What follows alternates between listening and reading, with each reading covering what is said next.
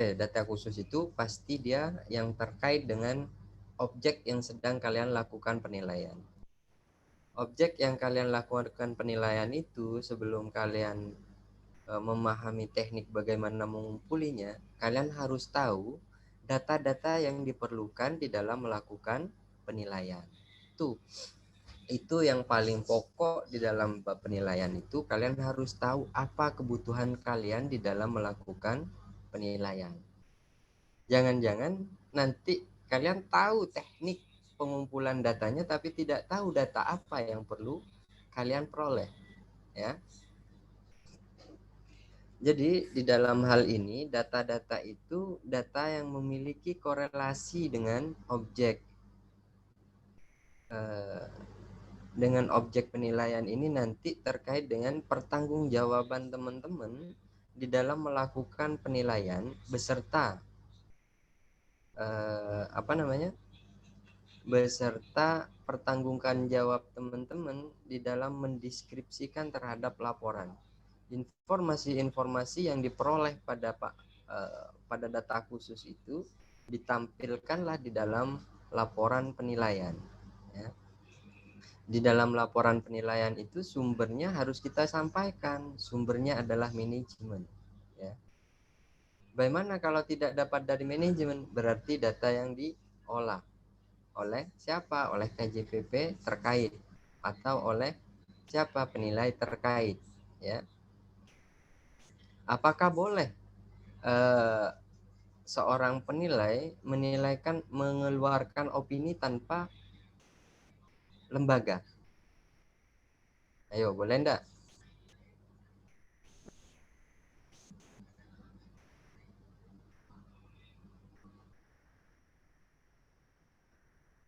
Jadi pada saat kalian nanti mengeluarkan opini, itu diisyaratkan dia keluarnya dari lembaga, tidak atas nama pribadi. Kenapa? Karena kalau atas nama pribadi itu bukan lagi dia tidak resmi, ya. Karena kenapa? Penilaian itu adalah suatu kumpulan atau tim pelaksana. Apakah dimungkinkan seorang sendirian melaksanakan penilaian itu? Mungkin, tapi apakah ada persyaratan yang harus dilengkapi? Itu ada. Salah satunya ada penanggung jawab, ada penilai pelaksana, ada reviewer, ya, atau pemeriksa, penyelia. Itu adalah syarat yang harus dicantumkan di dalam laporan itu. Laporan itu siapa yang mengeluarkan? Apakah boleh laporan itu oleh individu? Tidak bisa dia. Syaratnya laporan itu dikeluarkan atas nama lembaga. Mungkin kalau penilai pemerintah berarti dari divisi terkait, ya. Kalau kita itu dari KJPP. KJPP lah sebenarnya yang mengeluarkan opini yang ditanggung-jawabi oleh penilai publik, ya. Maka di dalam suatu penilaian prinsip utamanya adalah dia itu sudah memiliki izin, ya. Pada saat nanti teman-teman yang fungsional penilai pun begitu, teman-teman akan memperoleh izinnya, ya, izin sebagai penilai pemerintah. Apa yang dilakukan? Melakukan penilaian dari aset-aset negara, ya. Dari data yang kalian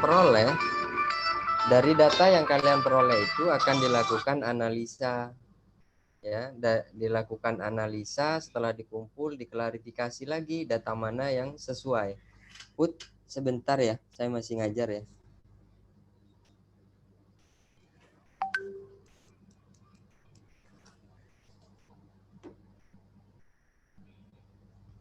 Ya, data yang kita oleh itu, ya, kalau terkait dengan objeknya berarti data khusus.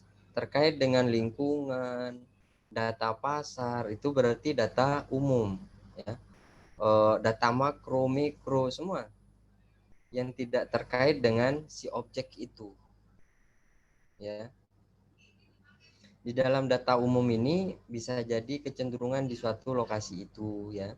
Ekonominya, data khusus itu pasti dia terkait dengan properti tersebut.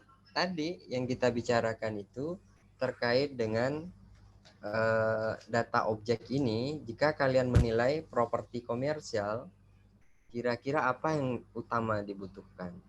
Itu yang harus kalian pahami, ya. Ini saya gabung dengan pertemuan 10 ya, biar nyambung ya. Baik, Pak.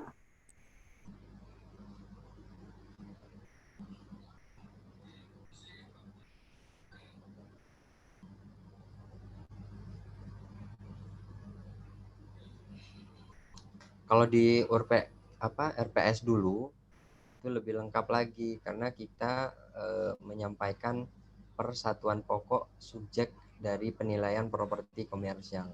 Saya ambil contoh pokok dari data khusus yang dimaksud itu ini ya.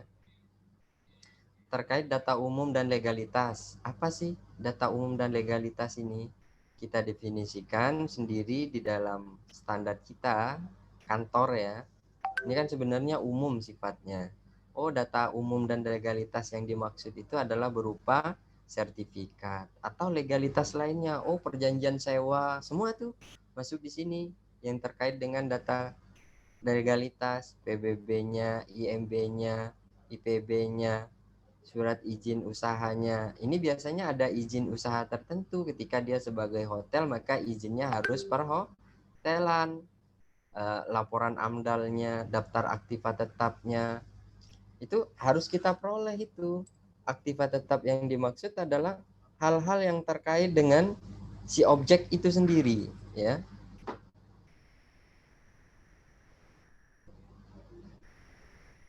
J, udah diminta J.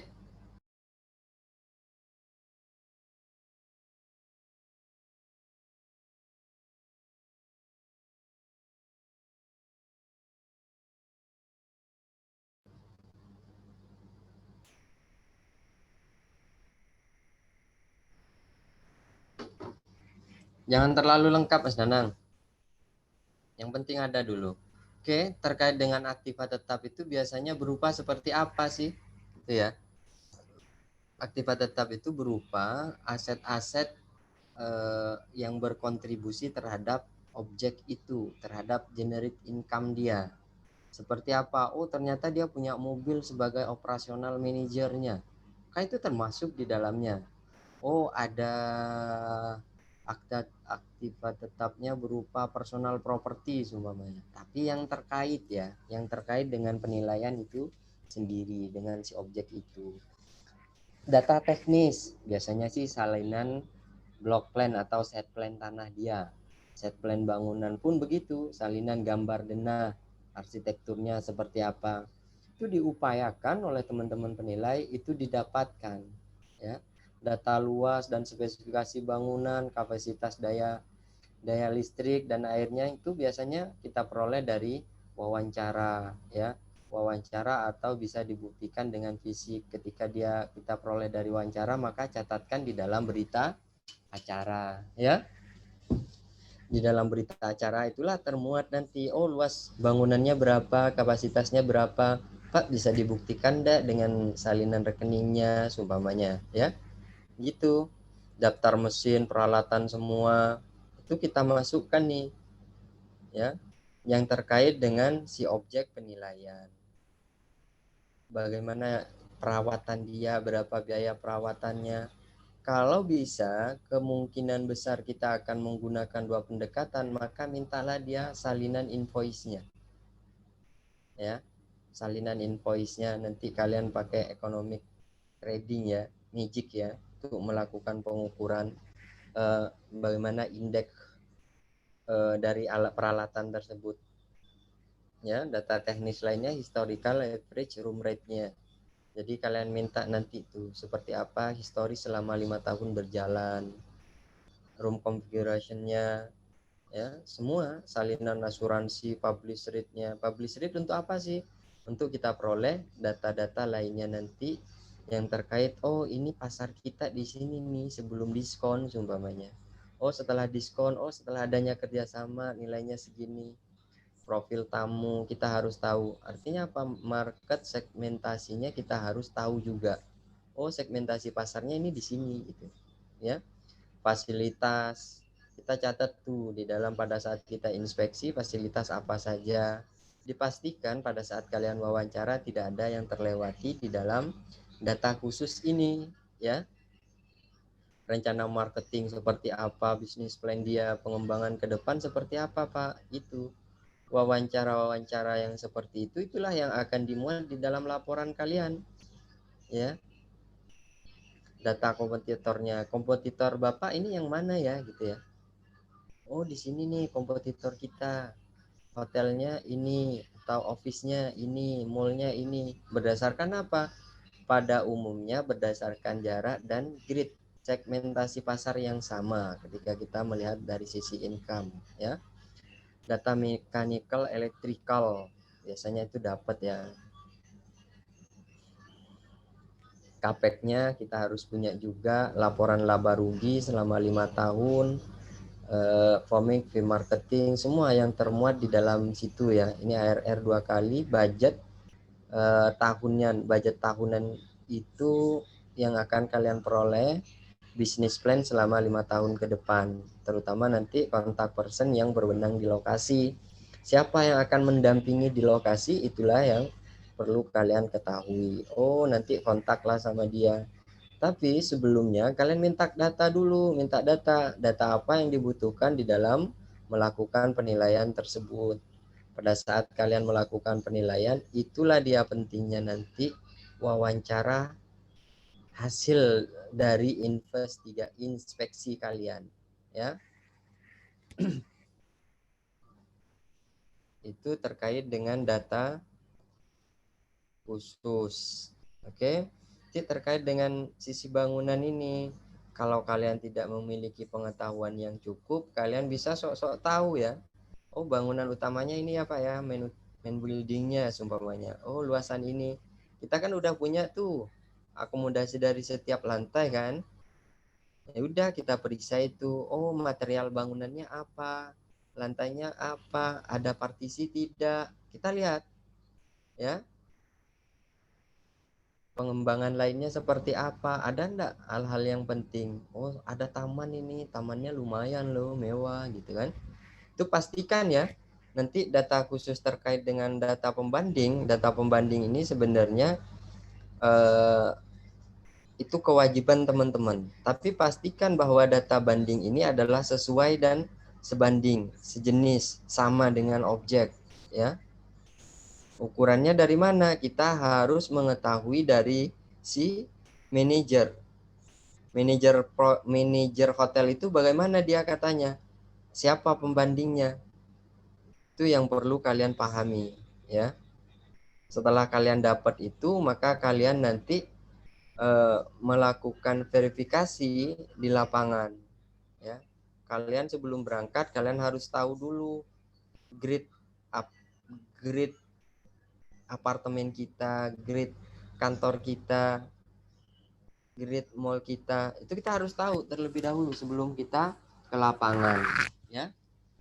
Setelah ke lapangan baru kalian pastikan, oh ini objeknya.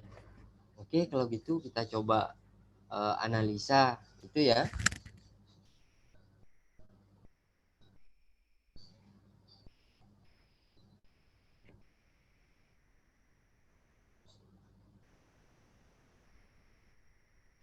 Setelah kalian analisa nanti kalian mengetahui apa kelemahannya.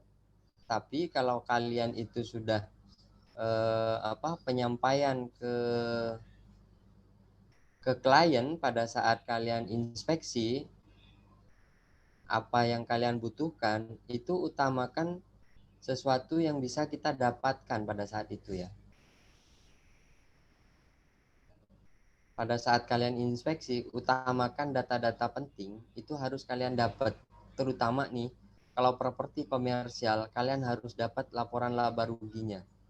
Ya. Karena kenapa? Inilah yang menentukan nanti berapa nilainya. Bagaimana historis dari objek itu berbicara, ya. Historisnya seperti apa? Oh, ARR historisnya kita naik nih, tumbuh 20%. pas kapan gitu, pasca COVID. Karena sebelum COVID dia sudah turun, ya, okupansinya turun, pas tambah COVID turun lagi. Oh ternyata turun, sempat turun di titik 50% harganya gitu ya, ARR-nya, diskon karena faktor diskon atau apapun lah itu ya. Setelah itu dilakukanlah analisa. Nanti kita coba lihat ya bagaimana analisanya ya.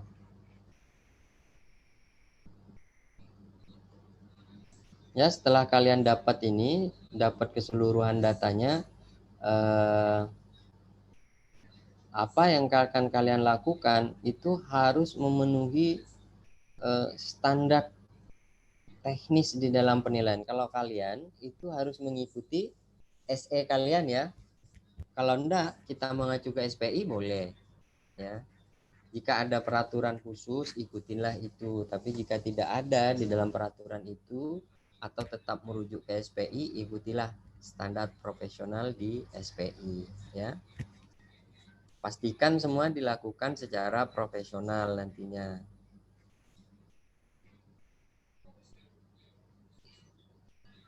Pada umumnya sih ya, ketika kalian melakukan penilaian itu, ini yang akan menjadi permasalahan ya. Dokumen, kadang dokumen kita tidak dapat nih. Kadang ada, kalau kalian di swasta, kadang ada juga yang menyembunyikan sertifikatnya. Seumpama sertifikat tanah tersebut berdiri di atas HPL seumpamanya, itu banyak yang ditutup-tutupi, tidak ditampilkan. Lantas ketika dinilai ulang dan diketahui bahwa itu berdiri di atas HPL dan HPL-nya sisa 1 tahun, nilainya cuma 1 tahun, itu bisa jadi nilainya kecil dibandingkan penilaian sebelumnya ketika kita mengetahui itu di atas HPL ya.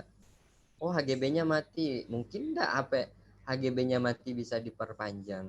Ketika itu bisa diperpanjang, maka catatkanlah di berita acara bahwa HGB tersebut bisa diperpanjang. Saya belum mulai ya, Tuhan saya lupa.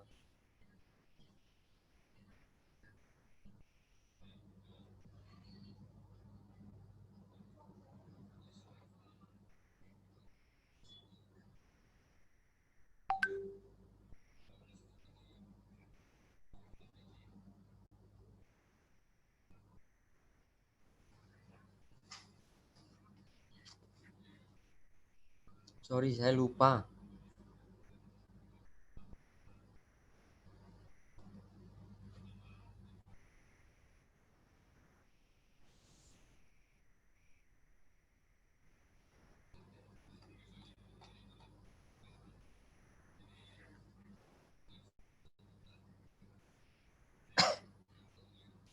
Oke, dokumen-dokumen ini pastikan kalian dapat ya, sebelum laporan itu terbit, untuk melakukan analisa ya, untuk memastikan bahwa opini yang kalian sampaikan itu sudah memenuhi syarat verifikasi ya.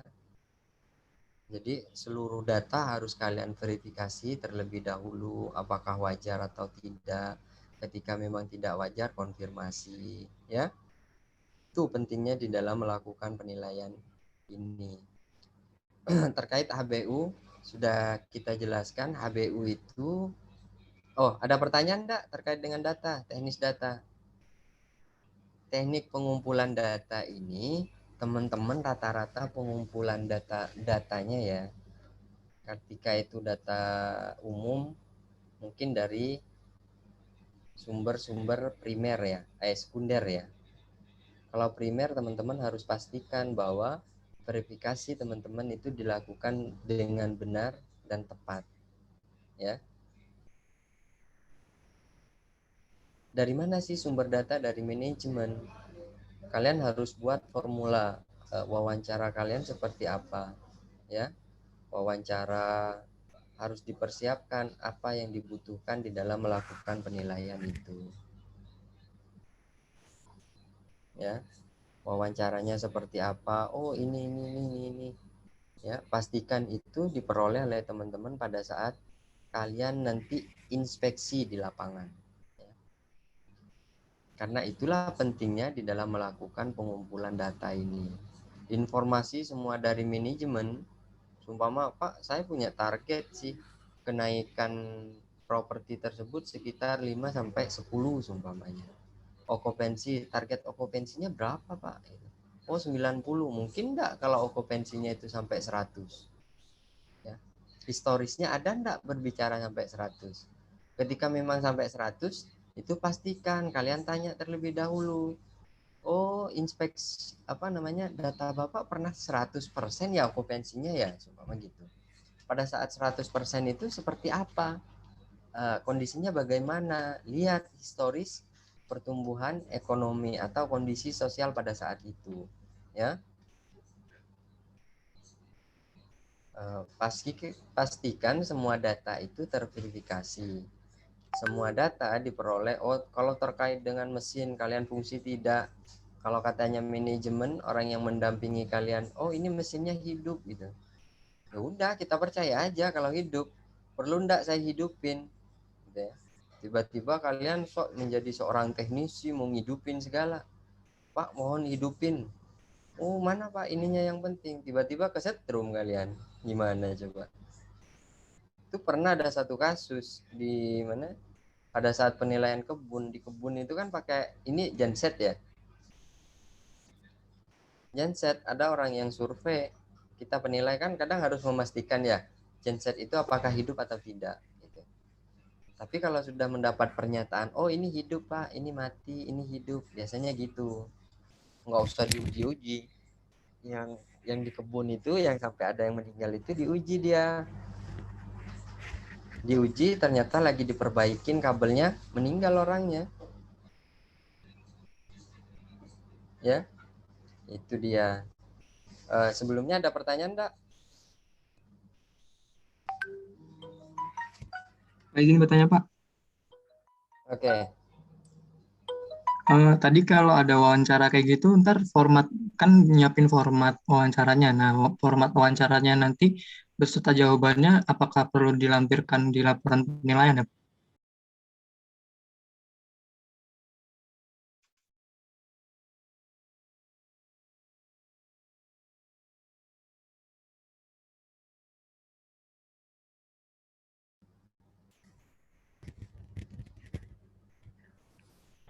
Sorry.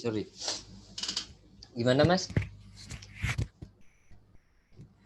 Yang itu Pak, yang tadi kan kalau mau wawancara harus nyiapin formatnya, format wawancaranya dulu dari berapa cash flow dan segala macam. Nah itu ntar format wawancaranya dan beserta jawabannya itu ntar wajib dilampirkan dalam laporan penilaian tidak Pak? Oh, kalau itu biasanya ada form standar biasanya. Di kedinasan kalian pasti ada. Setiap KJPP itu punya form tuh, punya form standar ya untuk melakukan review istilahnya. Interview. Form interview itulah yang penting. Kalian menilai dimanapun harusnya ada namanya form interview. Form interview itu print aja Mas Danang. Form interview itu ya apa namanya,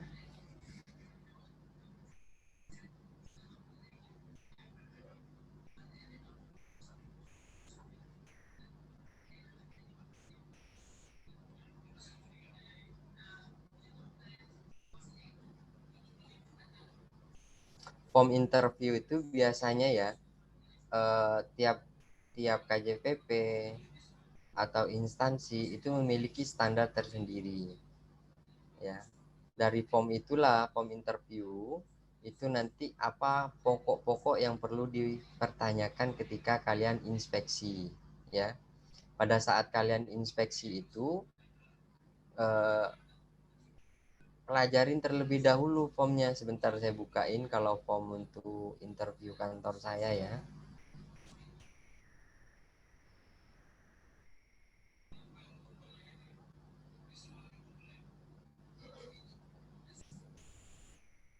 Apa namanya, form interview.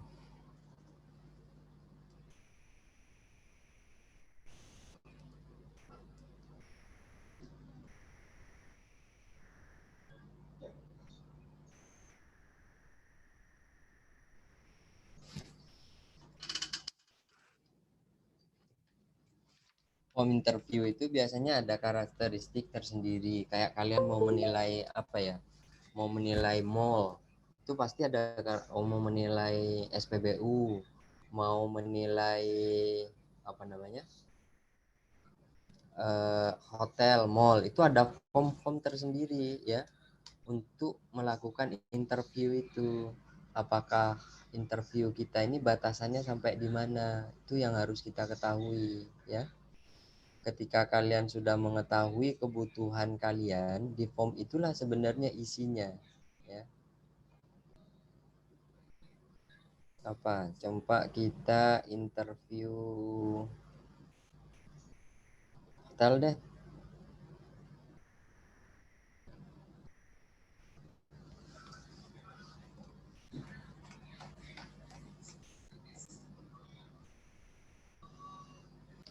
Nah, seperti ini formnya, kelihatan ya. Belum ganti ini Pak, saya screen masih di PPT. Oke, form itu seperti ini nih ya. Namanya, franchise tidak, grup tidak, bintangnya, tahun operasionalnya ya, tanggal interviewnya berapa, itu bentuk kepemilikannya. Kalian pastikan bahwa form antar form dan data yang kalian peroleh itu udah disesuaikan ya, dipikirkan. Oh, ternyata bentuk kepemilikannya banyak nih, ada SHM, ada SHGB, ada HPL umpamanya. Bagaimana cara mengaturnya, melakukan konfirmasi itu, mana yang bagian HPL, mana yang bagian SHM, mana itu yang bagian HGB. Jika itu apa, berbeda-beda, itu pastikan dulu tipe apa namanya, tipe hotelnya tipe apa gitu, resort kah, tipe city kah, konsep atau karakteristik spesifiknya seperti apa ya. Luas tanahnya ada ndak, access land, itu pastikan. Kalau ada access land, dia pasti akan dihitung tersendiri ya dari pengembangan yang ada. Atau ada surplus land, itu perlu disampaikan juga bahwa terdapat surplus land. Jumlah kamarnya, jumlah kamar tersedia berapa ya, yang tersedia yang dapat digunakan, berarti total dari kamar itu berapa, dapat yang dapat digunakan itu berapa. Itu penting itu. Komposisi kamar, oh tipe 1, tipe standar, tipe deluxe, tipe suite. Itu semuanya harus kita taruh di sini wawancara. Oh, unit berapa, unit tipe standar, luasnya berapa, harga publishnya berapa, harga corporate-nya berapa. Itu pastikan itu kalian dapat pada saat wawancara ya. Apakah corporate rate itu sudah termasuk breakfast belum ya. Di sini ada ruang khusus smoking area ndak, berapa jumlahnya, kapan direnovasi, tahun berapa, pastikan itu semuanya. Oh, penggantiannya kapan, ada ndak rencana renovasi ya, restorannya ada berapa, pastikan itu. Kalau dia itu relatif banyak restorannya ini, biasanya sih dia memiliki kelas-kelas yang berbeda ya. Oh, ruang meeting roomnya ini, fasilitasnya room service, business center ya, swimming pool, semua yang ada di sini tinggal kita pastikan ada tidaknya ya. Pastikan ada atau tidak dari sisi objek, ruang meetingnya ada berapa ya. Ya, seperti inilah contohnya ya.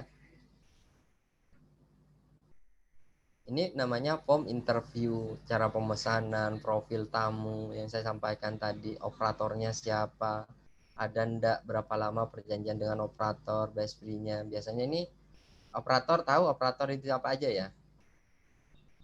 Santika itu operator ya. Best basic fee-nya berapa, insentif fee-nya berapa, atau ada fee lain ndak? Jumlah karyawan, kinerja operasionalnya tahun berapa, historikalnya yang ada berapa, kapan dia tertinggi, kapan dia terendah, weekend, seluruh informasi itu dirangkum dalam bentuk wawancara, ya. Dari wawancara itulah yang akan kalian peroleh konfirmasi data, ya. Sama dengan market nih, market kompetisinya. Marketnya itu di sekitar itu yang mana saja gitu ya. Pusat perbelanjaannya pastikan itu ada ndak dengan kita, ya. Dekat wisata tidak, oh perkantoran, komplek industri, semua itu yang akan menjadi catatan bagi kita, ya. Sini ada kompetitor yang direct, ya, yang langsung dan tidak langsung. Kompetitor langsungnya berapa sih?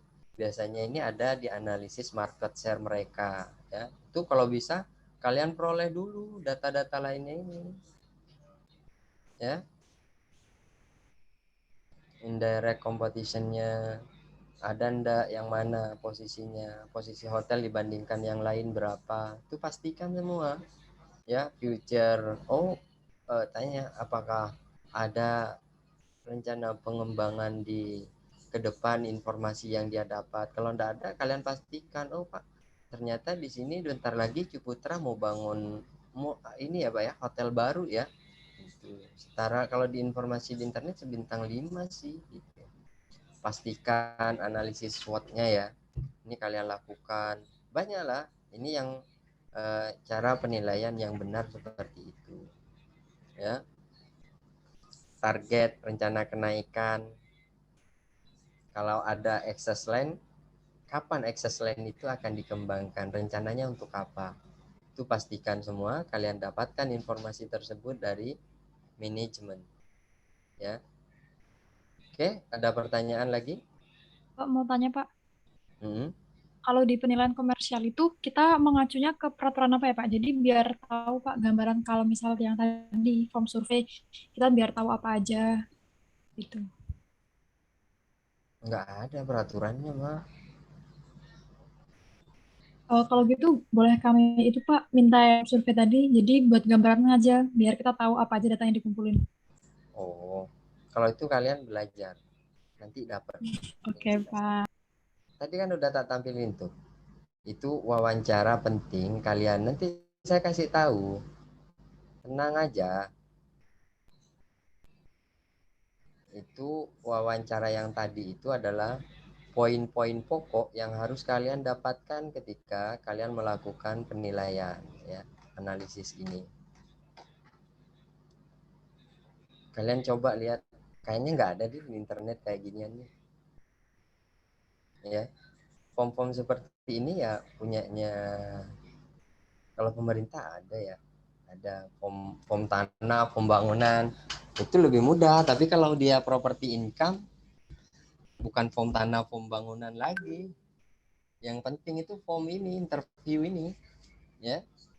Form interview itu pentingnya kenapa? Karena disitulah yang akan mengingatkan kalian, oh tahun ini saya pernah menginterview ini, tahun ini saya pernah menginterview ini. Itulah data yang akan kalian dapatkan nanti, akan menjadi historis kalian di dalam melakukan penilaian, ya. Form interview yang seperti ini, oh FMB-nya biasanya kalau ini perbandingan kinerja operasional, ini yang dilaporkan di dalam laporan penilaian, nanti itu diperoleh dari PNL-nya, ya. Ini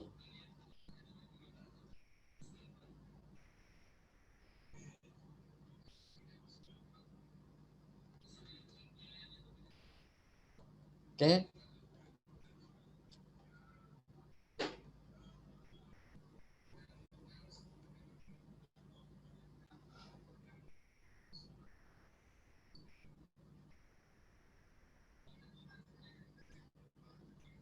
Ada lagi?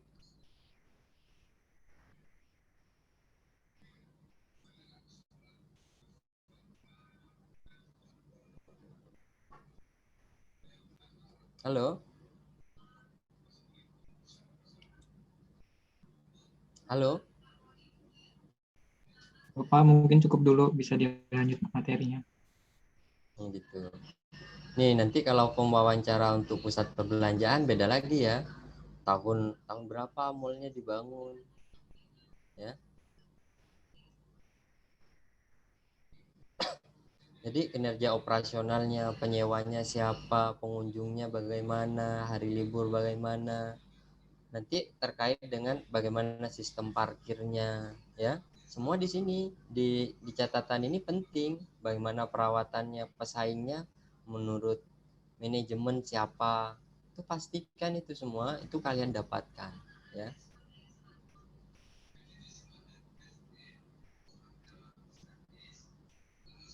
Apakah dia BOT atau mixed use, ya. Pengembangan seperti ini yang penting, ya. Pewawancara itu yang akan menjadi, oh ini ya loh yang harus saya tanya, ini loh yang harus saya pastikan di lapangan, ya.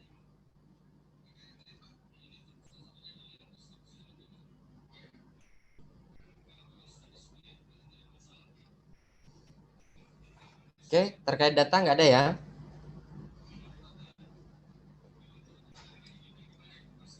HBU-nya seperti apa, ya, aset tersebut. Kalian kan ada kelas materi khusus ya terkait HBU kalau nggak salah ya. Halo. Iya Pak, ada Pak. Setahu saya ada, makanya kita nggak terlalu detail lah urusan HBU ini. Kalian udah dapat materi yang dia satu semester sendiri bagi kalian itu. Keren sekali.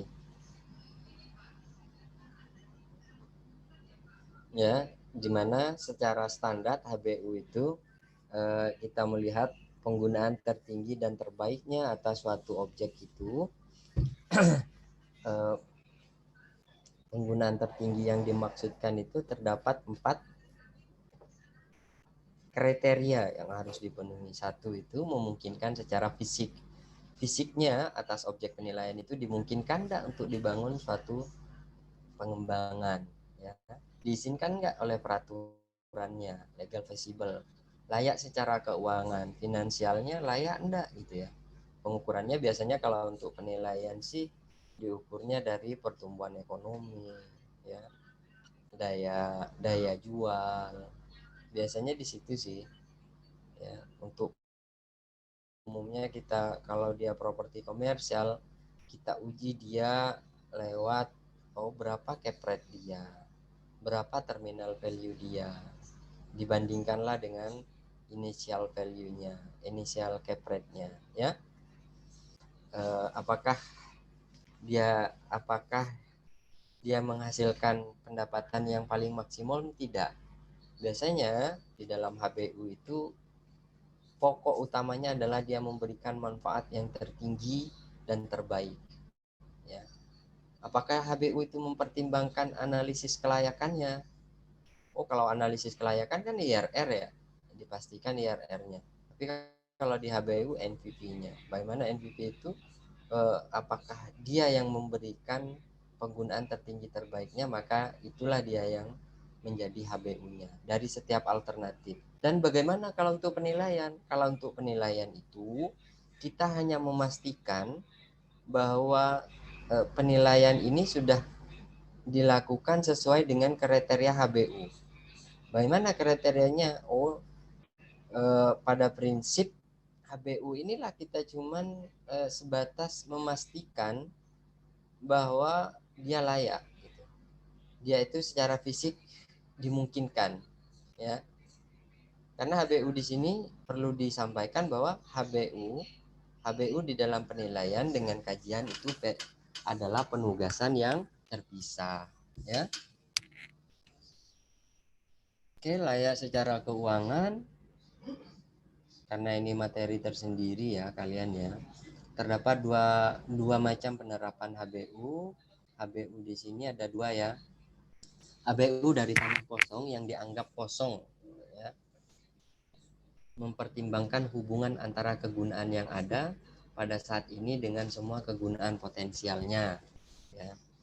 Jadi kalau tanah kosong itu biasanya dianalisa kemungkinan alternatif yang diizinkan secara regulasi fisik yang dimungkinkan itu memenuhi, itu diuji dia. di dalam keuangan itu.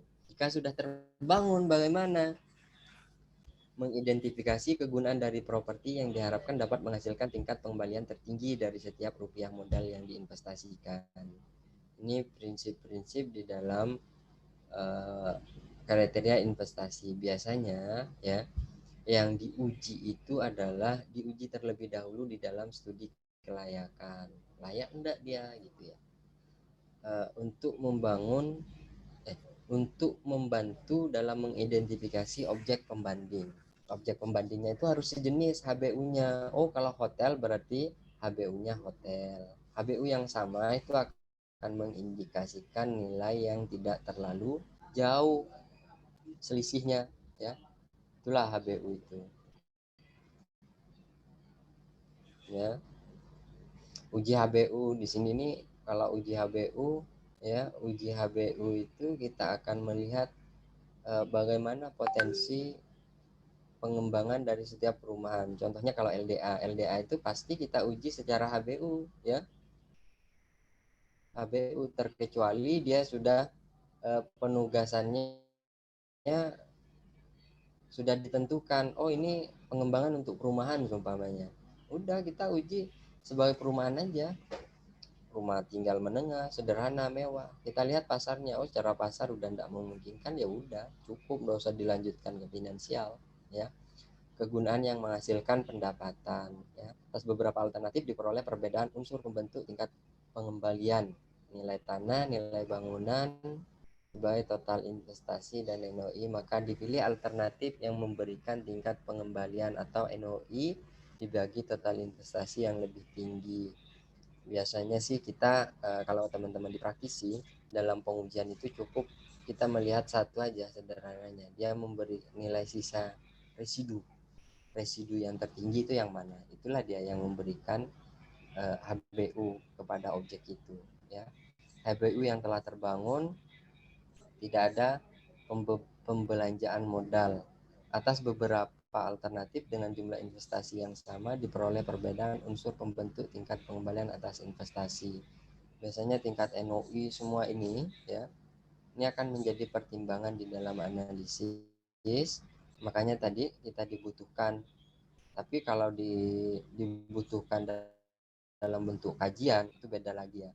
Kalau sebagai prinsip ya udah kita lihat aja NOI-nya berapa, nilainya berapa, kita lihat berapa, hubungannya berapa, tingkat kapitalisasi inisialnya berapa, masih memberikan produktivitas tertinggi enggak, nilai terminalnya hubungannya dengan nilai tanah seperti apa, apakah lebih tinggi atau lebih rendah. Itu biasanya pada umumnya begitu ya, untuk kondisi-kondisi yang bisa dilakukan di dalam melakukan penilaian, terkecuali kalian mendapat penugasan sebagai kajian ya. Single use situation mungkin tidak seperti biasanya atau unik seperti museum, cagar budaya. Nilai tanah didasarkan atas kegunaan tersebut dan bukan kegunaan lain pada umumnya ya. Berarti dia penggunaan khusus ya. Kalau kayak museum, cagar budaya itu tinggal kita lihat cagar budayanya seperti apa, apakah dimungkinkan adanya perubahan. Kalau enggak ya udah, itu dia HBU-nya. Kayak banyak lah ya museum-museum di Indonesia, ya itulah HBU dia ya. Kalau mau lihat potensinya itu bisa ya, cuman enggak menggambarkan sesuatu yang real. Interim use, kegunaan sementara dari sebidang tanah kosong atau properti yang telah dikembangkan adalah kegunaan tertinggi dan terbaik diantisipasi untuk perubahan dalam jangka pendek. Kalau yang di sini ini kita akan melihat tanah tersebut pada saat ini itu bagaimana HBU-nya, seperti apa ya. Jadi alternatif perubahannya ada enggak gitu. HBU-nya masih bersifat sementara, berarti ada kemungkinan HBU-nya itu dia akan berubah dalam jangka pendek, jangka panjang ya, karena perkembangan suatu kawasan. Itu catatkan juga di dalam laporan penilaian. Mungkin dulu ya di daerah sekitar Jakarta, pinggiran Jakarta ya, tidak pernah kita akan berpikir akan ada mall, akan ada hotel perkantoran. Tetapi karena perkembangan kawasan yang semakin lingkar laba-laba ya, terus memutar gini hingga dia ketemu pada satu titik, oh disinilah. Semakin berkembangnya kawasan itu, maka semakin berkembang pula properti yang akan dikembangkan, ya. Penggunaan yang sah secara hukum, ya sederhananya gini, terkait dengan HBU ini kan udah teman-teman dapatkan semua ya sebenarnya. Tinggal gini aja, saya ditanya pada saat saya jadi ahli kemarin, saya ditanya, Bapak Dedi, apakah Pak Dedi melakukan uji atas HBU tersebut? Ya, saya kan habis menjadi ahli di KPK, saya ditanya itu. Kira-kira apa jawabannya? Ya, Viva, apa jawabannya kira-kira? Iya, Pak, melakukan uji HBU-nya. Kita sedang penilaian.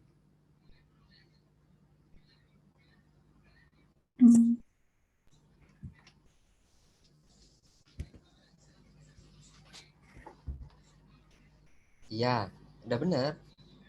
Tapi harusnya ada lanjutannya. Satrio deh.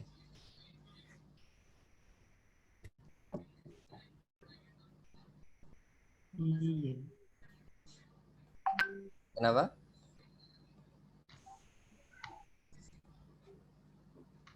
Loh, kok nggak ada suaranya Satria itu? Rusak ke? Jangan ragu-ragu. Nanti digoda sama iblis kalau ragu-ragu. Iya, Kak.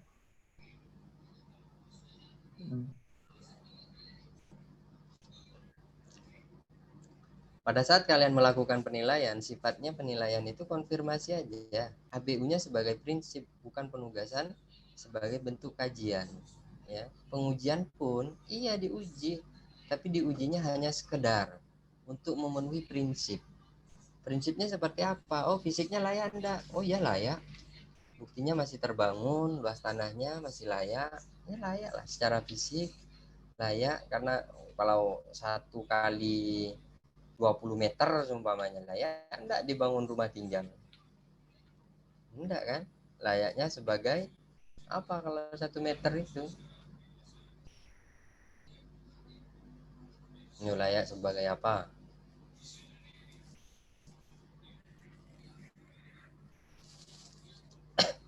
Sebagai lahan pertanian lah. Kalau di daerah kota, desa-desa. Kalau di kota apa kira-kira? WC lah. Nah, kalau enggak dijual. Karena memang mau gimana? Investasinya nanti lebih tinggi. Itu ya. Tapi prinsipnya HBU itu ketika dia menjadi prinsip di dalam penilaian sifatnya konfirmasi. Tapi kalau ketika kalian itu disuruh melakukan kajian ya, kajian HBU, maka itulah tugasnya yang mendetail itu.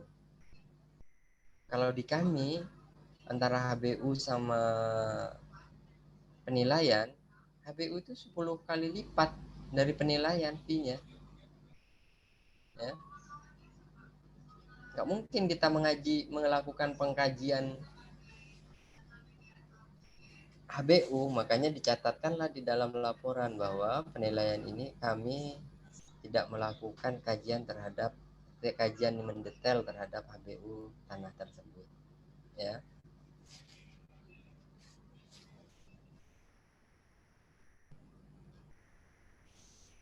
Oke, itu prinsip-prinsip HBU yang perlu kalian pahami ya. Access line tadi, access line itu prinsipnya tetap aja kalian harus mempertimbangkan itu, ya.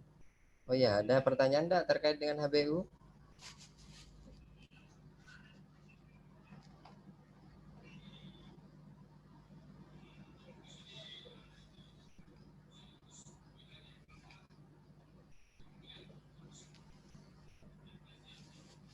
Analisis pasar ya. Analisis pasar kita contohkan analisis pasar shopping center. Apakah itu mall semua lah.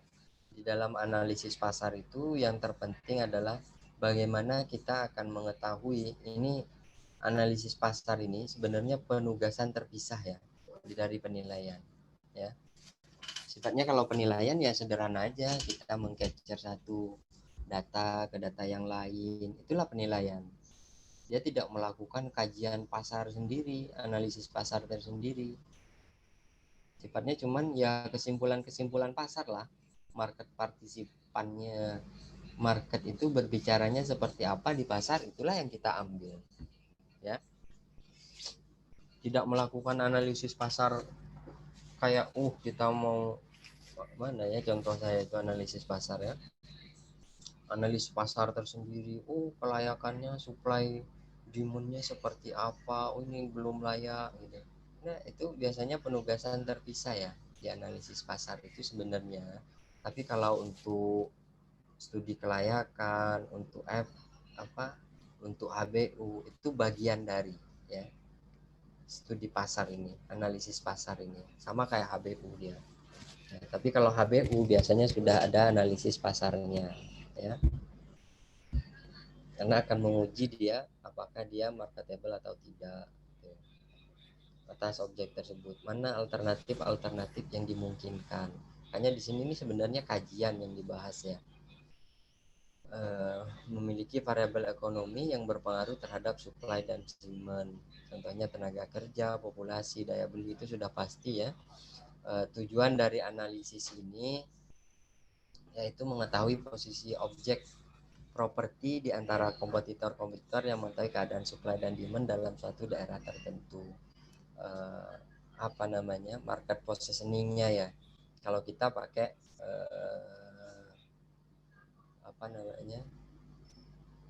quality rating aja sih sebenarnya, nggak terlalu mendetail ya. Kajian untuk analisis pasarnya itu yang sederhana, identifikasi kebenaria dari subjek properti. Kebenaria adalah daerah dengan jangkauan rapautan tertentu dari subjek properti tergantung pada skala shopping centernya. Ini skala-skala yang diukur di sini adalah di area berapa sih ada shopping center sebagai pembanding. Biasanya untuk mengukur pangsa pasar, untuk mengukur kemungkinan orang berkunjung ke sini, itu ya, areanya berapa gitu. Identifikasi kompetitor, ini analisis pasar sudah. Kalau yang tadi penilai itu aja caranya, marketnya seperti apa. Kalau ini lebih kepada kajian, tapi bagus. Kalian harus mengetahui. Kayaknya saya ada materi kalian terkait dengan analisis pasar ini udah bagus. Jadi kalian kalau memenuhi prinsip itu, prinsip analisis pasar ini, kalian adalah keterampilan di dalam penilaian itu akan lebih bagus. Karena kenapa? Analisis pasar, ketika pasarmu kuat di dalam melakukan penilaian itu ya, maka semakin bagus caramu memberikan opini ya. Itu kelebihannya orang yang kuat di dalam analisis pasar ini. HBU kajian itu kalau kalian kuat di situ bagus ya. Biasanya kita ya udah sederhana aja analisis positioning kayak gini nih. Tapi kalau analisis pasar yang mendetail ya enggak kita lakukan. Ya paling Pak market analisisnya pakai quality rating aja, pakai scoring berapa. Itu pun ya enggak terlalu mendetail juga ya. Sederhana aja. Karena ini untuk memenuhi syarat apakah kita sudah melakukan itu ya. Tapi kalau penugasan terpisah di dalam melakukan studi pasar istilahnya, itu ada juga ya penugasan kalian nanti, studi pasar, studi HBU ya. Tapi kalau untuk penilaian ini cukup di analisis quality rating aja, market scoring. Scoring 1 berada di daerah selatan. Ya tergantung lah ya. Bagaimana dinilainya secara sebenarnya ini subjektif. Dia sangat tergantung kepada pengalaman kalian di dalam melakukan penilaian ya. Parking, anchor berapa ya. Ketemu scoring begini ya. Analisis, maka nanti ada kesimpulan seperti apa market posisi untuk objek tersebut, bagaimana pola konsumsi masyarakat di situ, ya. Biasanya sih ini udah nanti uji pasar, ya. Supply dan demand biasanya kita tinggal lihat aja komentar BI seperti apa gitu. Kalau penilai itu kan kesimpulan inti di BI itu, nilai harus banyak baca itu market share analisis, ya. Market share analisis ini untuk menentukan apa namanya tingkat okupansi dari masing-masing, ya.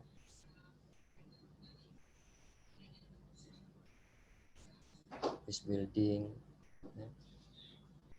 Sama pengukurannya pakai ini kualitatif, pakai adjustment biasa boleh aja sebenarnya, bebas ya cara menentukannya. Yang penting kalian pakai ada teknik atau metode tertentu untuk melakukan pengukurannya, ya.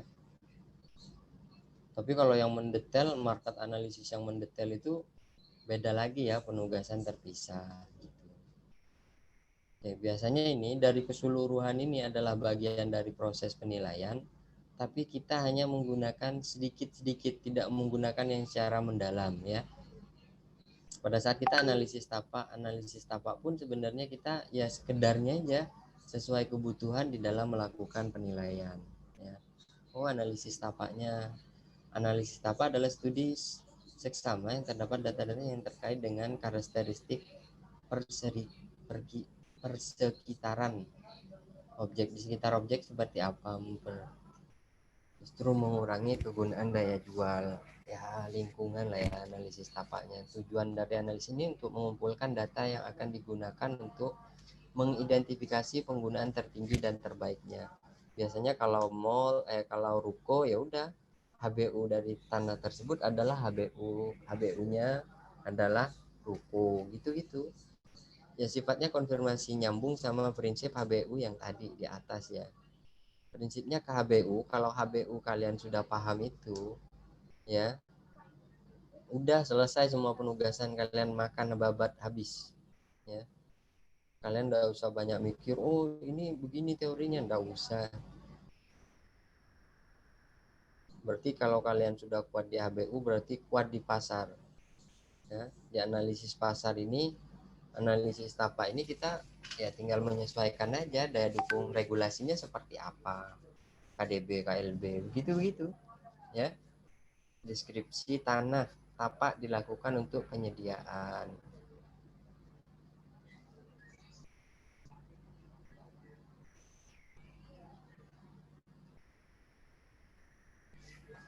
Pada saat kalian melakukan analisis itu, ya, pada saat kalian melakukan analisis penilaian pada satu kasus menilai tanah, ya, tanah kosong gitu.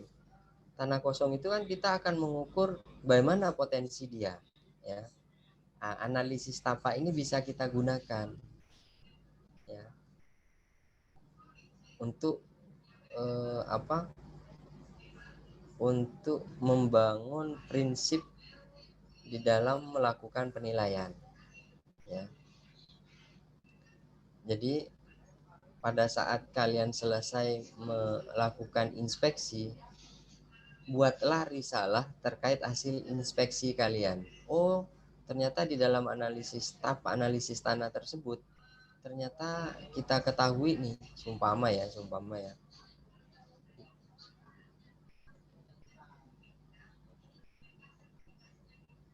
tanahnya bentuknya begini di sertifikat. Tapi pada saat kalian inspeksi, ya, ternyata di sini udah ada jalan nih, ya. Tapi masih tetap satu sertifikat. Ini pastikan lagi nih, ya. Ini pasti beda nilainya, nilai yang ini sama yang ini beda, ya. Seumpama ini cuman sisanya 4 meter gitu, ya. Panjangnya 4 meter. Kalau dimakan sama apa namanya? Garis sepadan bangunan, habis kan? Pastikan sertifikat yang seperti ini nih kalian lihat terlebih dahulu, ya. Karena itu akan berpengaruh terhadap hasil opini kalian di dalam melakukan penilaian itu.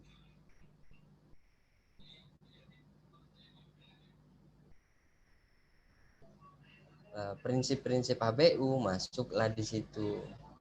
Prinsip HBU itu ya, HBU-nya apa, kegunaannya apa, ya.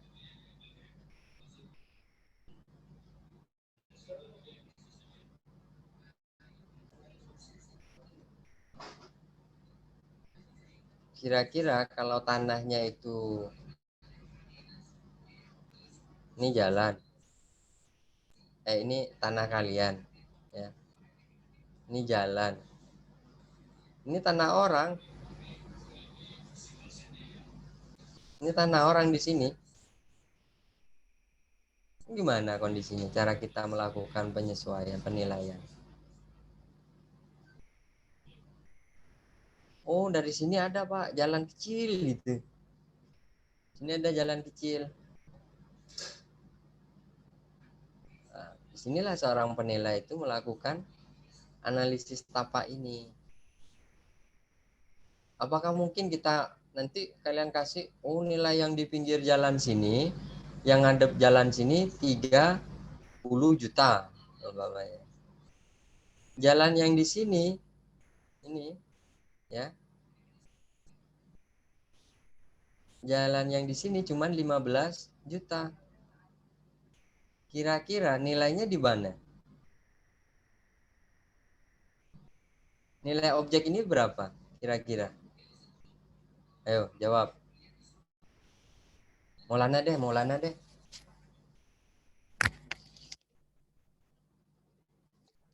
Iya, gimana Pak? Wah, nggak dengerin kamu nak? Iya Pak, tadi putus-putus. Enggak, kok ramai nak.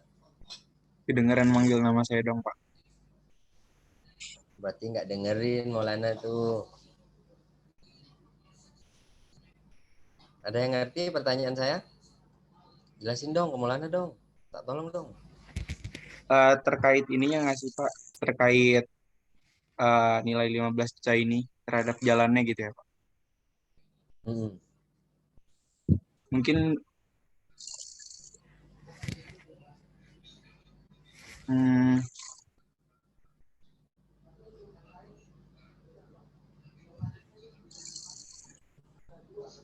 jadi 15 juta karena jalan ini kecil gitu ya Pak. Nah terus kita harus milih gitu pakai tanah yang mana gitu ya. Bener enggak pertanyaan saya, Popi? Coba mana Popi? Kalau saya nangkepnya itu nilai tanah ini tuh ikut yang 15 juta atau yang 30 juta ini. Gitu, tadi.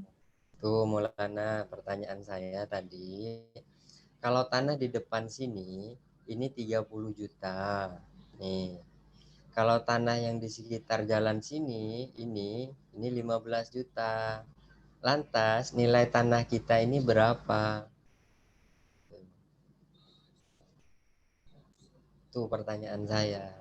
Sedangkan akses di sini kita tidak punya. Akses dari sini yang ada itu pun kecil jalannya. Itu pertanyaan saya tadi. Berapa nilai tanah kira-kira yang di sini? Apakah mengikuti 30 juta atau yang 15 juta? Oke, Pak. Atau masih gimana gitu. Oke, jadi menurut saya kalau misalkan tanah yang ada di yang sekarang mau kita tentuin nilainya itu karena akses jalannya itu cuman satu dan itu kecil banget. Kemungkinan harganya itu justru di bawah 15 juta gitu, Pak. Karena yang 15 juta ini kita punya akses, ibaratnya yang 15 juta ini kita punya akses jalannya itu dua. Jalan yang kecil banget itu sama jalan yang ada di depannya, yang di samping kirinya itu. Nah, sementara kalau yang misalkan 30 juta, mungkin aksesnya, akses jalannya di sini digambarkan satu gitu, Pak. Tapi akses jalannya ini besar gitu kan, Pak. Jadi, kemungkinan objek tanah yang mau kita nilai itu lebih kecil gitu dari 15 juta gitu nilainya. Ya.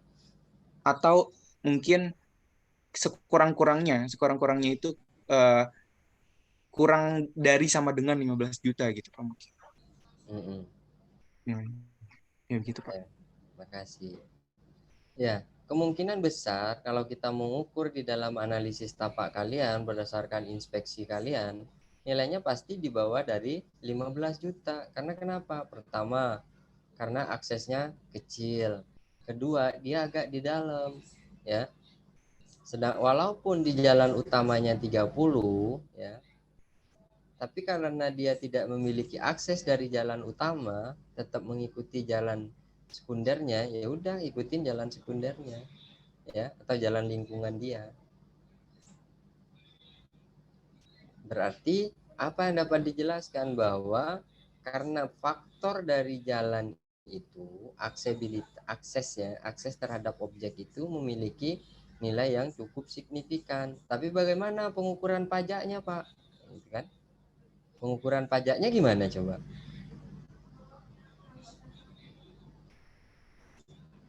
Pasti dia akan mengikuti dari jalan di depan, ya. Ya enggak pajaknya? Nggak mungkin dia ngikutin jalan yang di sini. Karena nilai pajak itu adalah nilai kawasan, bukan nilai per parcel, ya.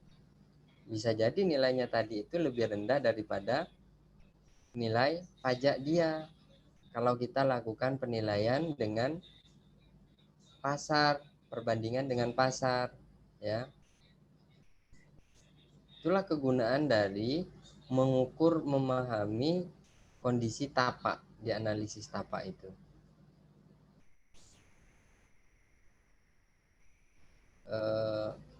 Satu bulan yang lalu saya menilai tapaknya begini.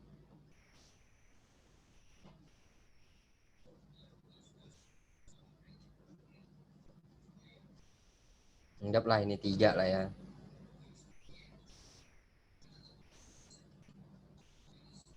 Sama lah. Ini sekitar 500, ini 400, ini 540. Ini mepet juga sama jalan. Ini sama-sama akses jalan. Ini agak gang. Pasar di sini, pasarnya ini ya antara 16 sampai 19. Kalau ini kecil nih, ini 16/14. Kira-kira menurut teman-teman nilainya ada di mana? Dengan KDB 60%.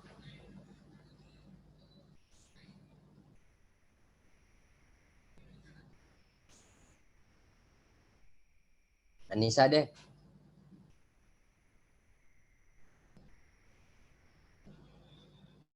Ya, Pak. Kira-kira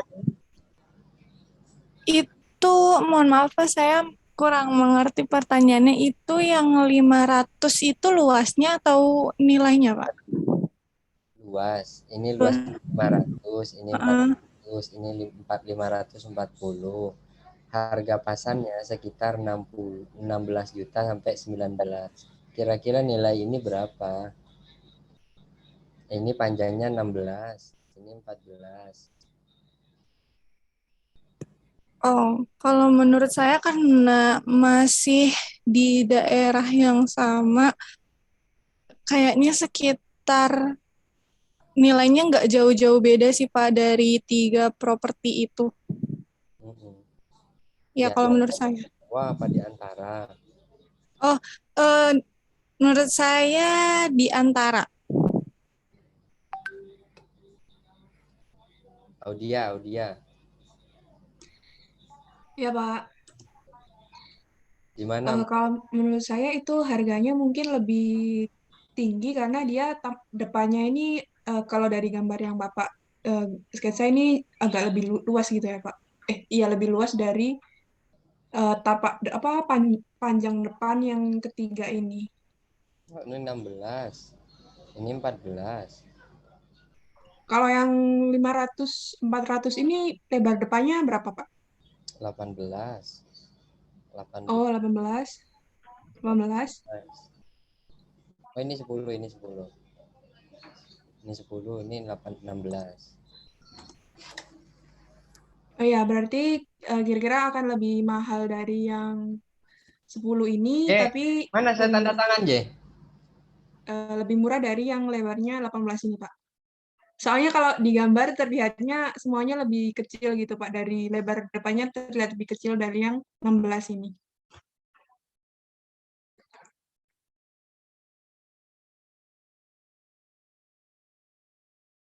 Begitu, Pak. Mohon maaf masih di mute, Pak. Iya, Pak, lebih rendah.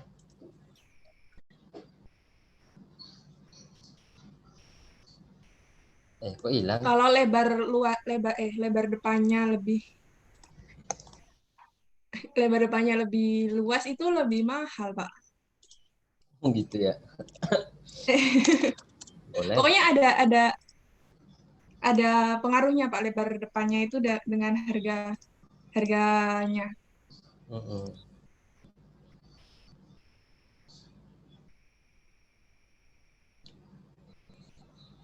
Begitu, Pak, kalau menurut saya. Lebih mahal ya. Lebih mahal dari yang 10. Kan ini ada satunya 10, 18, sama kalau yang sama 18 ini dia lebih murah, tapi kalau yang sama 10 dia lebih mahal gitu, Pak.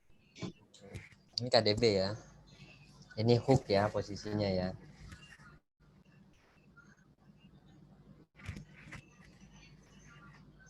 Kalau menurut siapa namanya? Ganggas deh. Lama dia nggak ada suara. Menurut Ganggas gimana?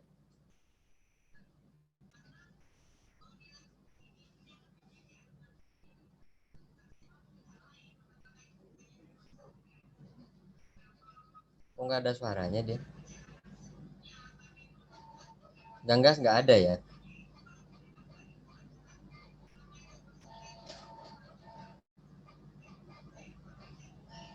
Halo?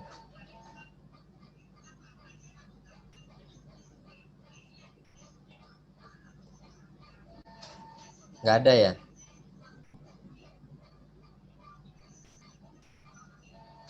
Novanto, Novanto. Iya, Pak. Gimana menurutmu? Menurut saya, tadi kan di gambarnya tadi yang paling kanan dan bentuknya kotak itu ada di apa di hook gitu, Pak. Jadi kemungkinan harganya lebih mahal dan juga bentuknya kan persegi, lebih mirip ke persegi juga daripada yang lain. Ini persegi panjang terus uh, sama KDB-nya kan lebih lebar ya, Pak. Jadi menurut saya lebih besar harganya.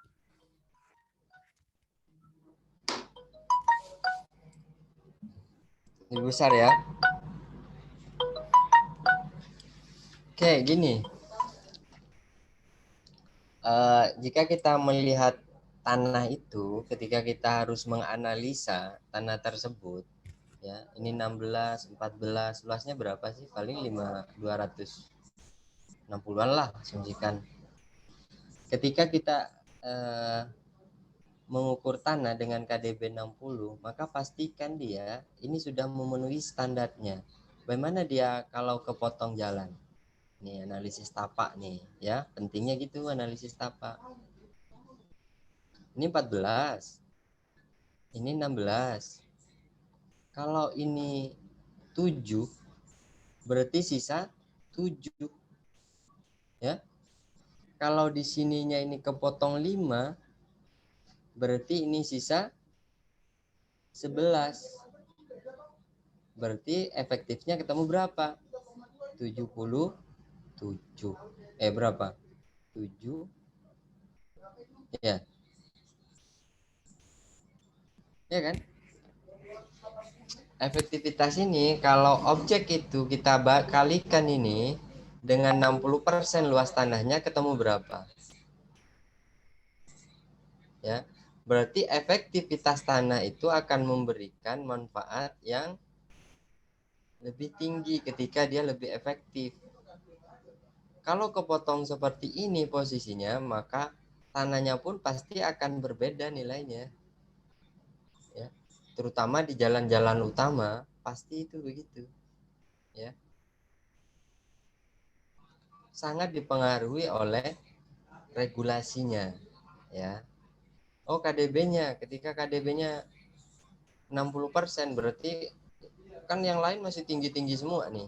Ya, sekitar berarti nilai sisa dari setelah dikurangin pemotongan garis padan paling sekitar 80%-an.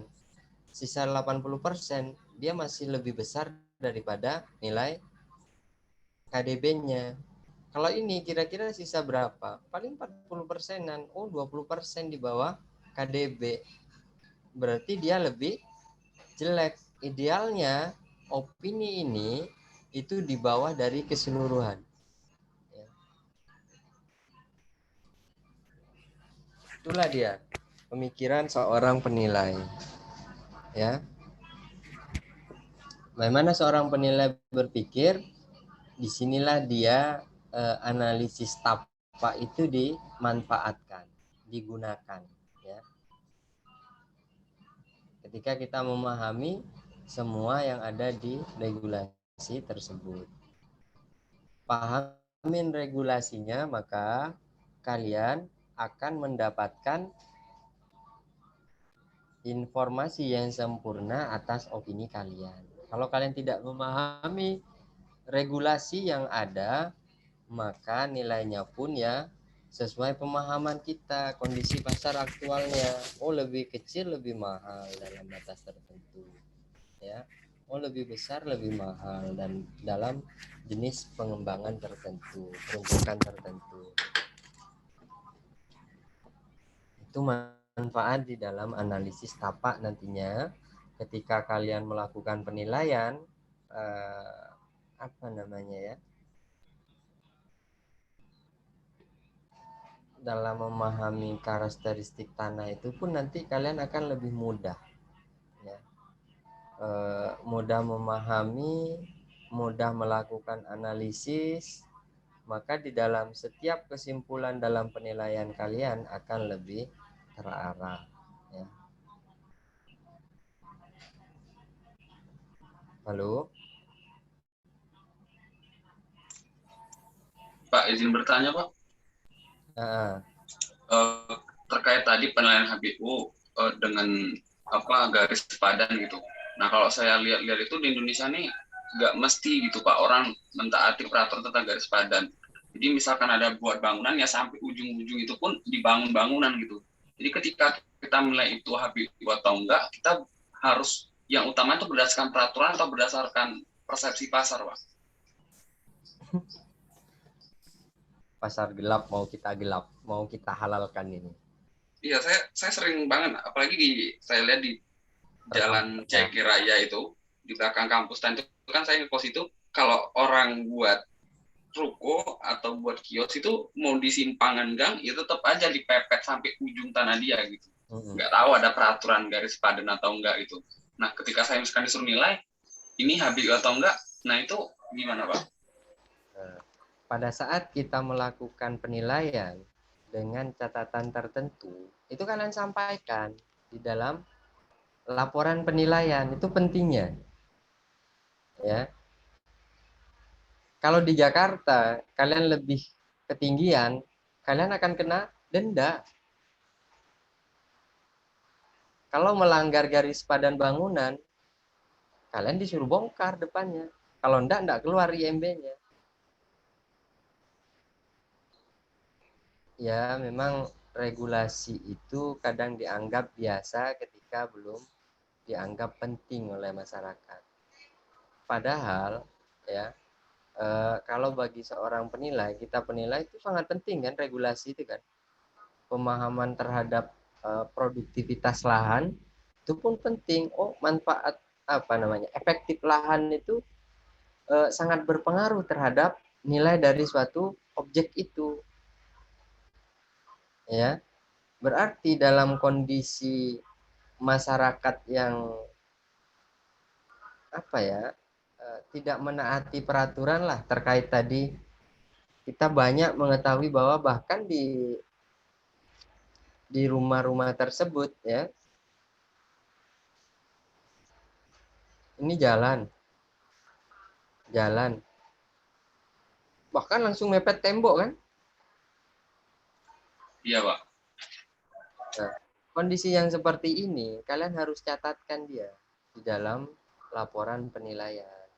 Makanya ketika kita belum ditentukan garis padan bangunannya, ya garis padan bangunan nih, ya dia kalau peraturan nasionalnya setengah lebar jalan. Kalau di Surabaya itu apa namanya, ke sudutnya, sudut berapa sudut dari ketinggian itu dia. Kalau kalian melihat kasus-kasus seperti ini, itu jangan lupa kalian catatkan di dalam report kalian ketika kalian disuruh melakukan penilaian.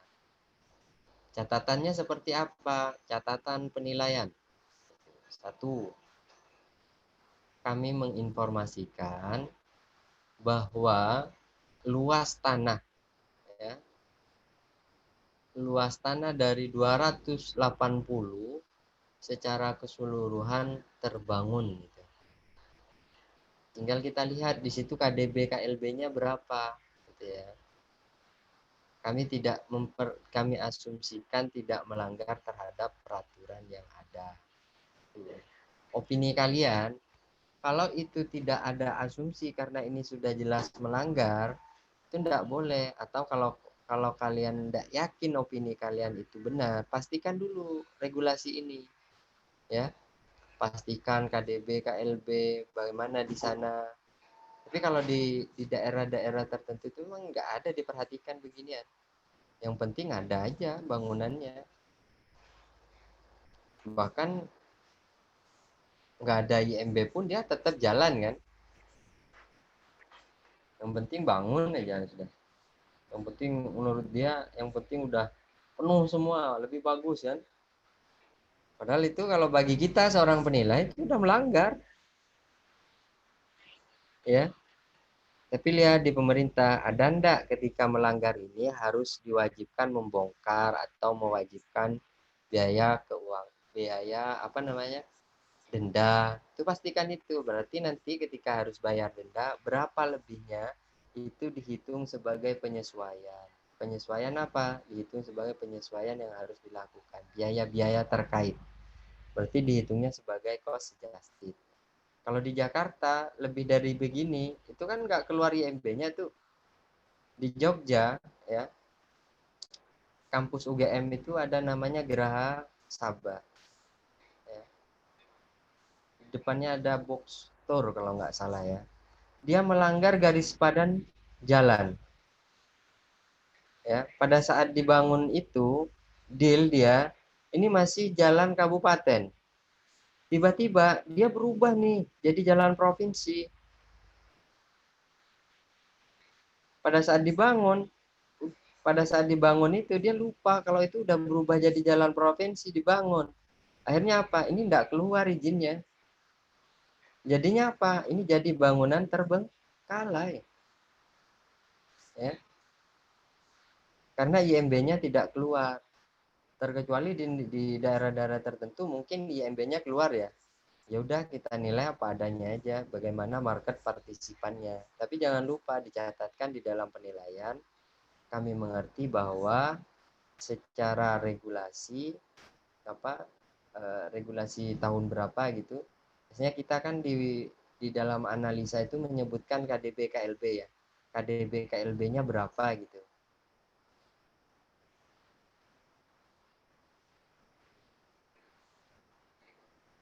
Kalau di Jakarta itu ada namanya KDB KLB ya.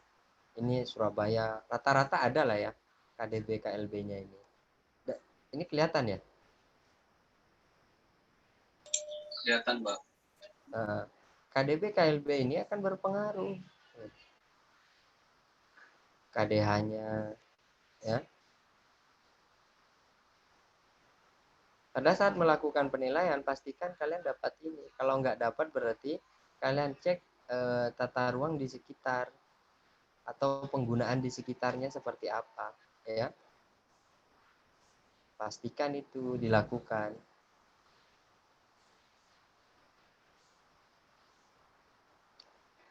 Itu sih Fasa.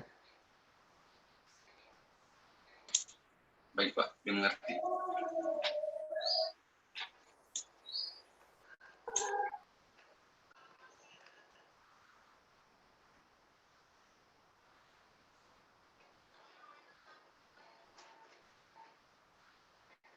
Oke, analisis apa? Deskripsi resmi mengenai tanah, ya deskripsinya, oh batasnya, kanan kirinya. Kalau record data hak tanah ini, kita biasanya melihat di sertifikat ya, karakteristik fisik pada saat kalian melakukan inspeksi. Maka sebutkan di dalam inspeksi itu kalian detail tidak gitu ya. Deskripsi resmi mengenai tanah. Di sini tanah ya secara umum lah. Ini kayaknya di pelajaran apa namanya? Yang kemarin ada ya materi ini ya. Ini regulasi-regulasi atau sertifikat itu yang utama kalian baca tuh ya, petunjuk. Di petunjuk itu ada ndak apa petunjuknya di sana, itulah yang harus kalian pahami. Karena pasti akan mengenai kepemilikannya. Kalau zoning di dalam apa namanya HGB itu nggak disebutkan, terkecuali hak pakai ya. Hak pakai biasanya dia ada catatan tuh, hanya diperuntukkan untuk apa gitu ya. Oke, karakteristik fisik biasanya sih lebar depan, tampak depan, batas kanan kiri, kontur, elevasi, gitulah ya. Karena itu akan berpengaruh terhadap nilai yang kalian akan opinikan. Berapa, umpama dia di setengah meter di bawah jalan gitu, berarti harus disesuaikan berapa besar penyesuaian untuk 50 50 cm itu harus dikeluarkan biayanya. Berarti kita akan melihat dari sisi cost adjusted untuk penilaian tersebut ya.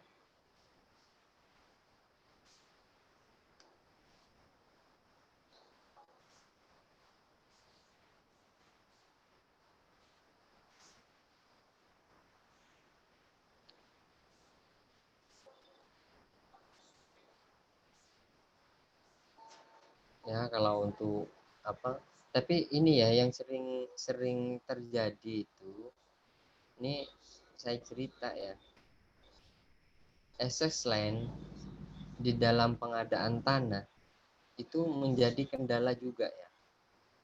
Seumpama gini,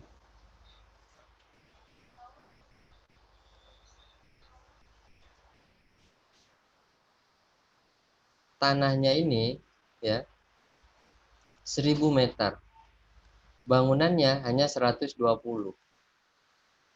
ya.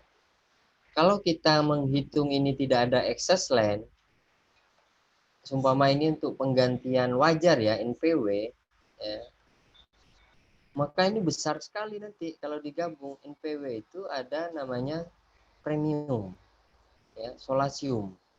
Kalau kita mengukur dari sisi solasiumnya ini, kalau tanpa mempertimbangkan access line, maka solasiumnya itu dari nilai keseluruhan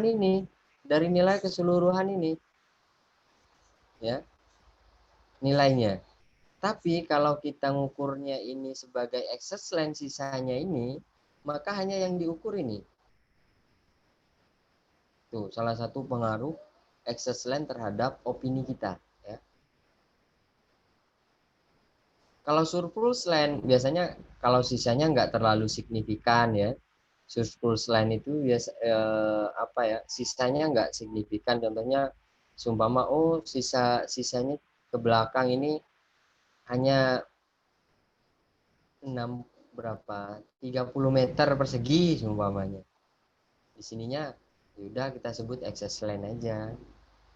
Sebagai surplus line. Atau bentuknya dia begini nih. Tidak dapat dibangun apa-apa lagi dan tidak memiliki nilai kecuali gabung sama itu barang ya, gini. Ini kan kita sebut apa ini, Belum kita bangun apa-apa di sini. Kalau ini tidak bisa dikembangkan lagi prinsipnya, itu disebut sebagai surplus land, ya. Kalau masih bisa dibangun ini barang, dibangun secara terpisah dari induk di depan bangunan di depan ini, maka disebut sebagai excess land, ya.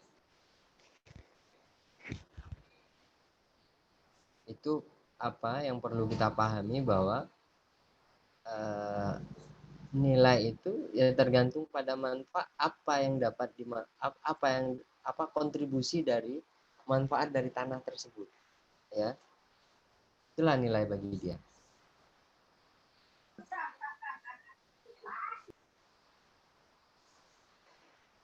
Oke, pengembangan tapa, analisis bangunan. Analisis bangunan ini akan apa ya?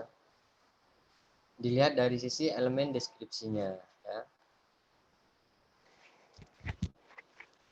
Tujuannya itu biar kalian tidak bingung dan dalam melakukan analisis bangunan. Nih, jujur aja, ilmu penilaian ini memaksa kalian, ya, menjadi ahli banyak ahli, ya. Mau tidak mau kalian harus memahami banyak ilmu, disiplin ilmu, ya. Kalau katanya Iwan Dadi itu senior kalian lah, ya, Iwan Dadi, ya, penulis buku itu, penilaian itu bukan transdisipliner tapi multidisipliner. Artinya apa? Jika kita melihat penilaian itu sebagai ilmu multidisipliner, dia akan dilihat sebagai ilmu yang dari berbagai ilmu, ya. Contohnya ilmu tanah, tadi ilmu bangunan. Siapa yang punya ilmu bangunan? Teknik sipil dong, ya. Yang punya kerangka bangunan siapa? Arsitek. Berarti ilmu kesipilan pun ilmu teknik, ya. Kita harus paham tuh. Terutama ilmu ekonomi. Ilmu ekonomi pasti, ilmu hukum itu pasti. Kalau kalian nanti nambah lagi ilmu kebun, ya. Ilmu kebun teh, kebun jeruk, kebun, semua kebun itu. Kalian harus paham itu, ilmu tambang. Coba. Kenapa penilaian itu dibutuhkan pengetahuan-pengetahuan yang banyak ini dan disederhanakan dia dalam bentuk pemahaman yang ringkas, ya, sebenarnya sama kayak analisis bangunan ini. Apakah mungkin seorang penilai itu mendalami secara keseluruhan dari analisis bangunan atau quality survei bangunan? Tidak mungkin. Jadi pada awal berdirinya ilmu penilaian itu, ya, ini saya bercerita terkait dengan pengukuran bangunan, nilai bangunan. Dulu sebelum disederhanakan oleh namanya HUP, itu yang mengembangkan apa yang berpendapat bahwa seorang penilai itu ya tidak sama dengan seorang ahli sipil. Kalau seorang ahli sipil akan menghitung nilai bangunan itu sesuai dengan perhitungan dia, pakai quality survei, ya. Tidak bisa kalau seorang penilai disuruh menghitung seperti itu. Satu pekerjaan bisa selesai 1 bulan, 1 tahun, ya. Satu pekerjaan begitu lamanya katanya dia.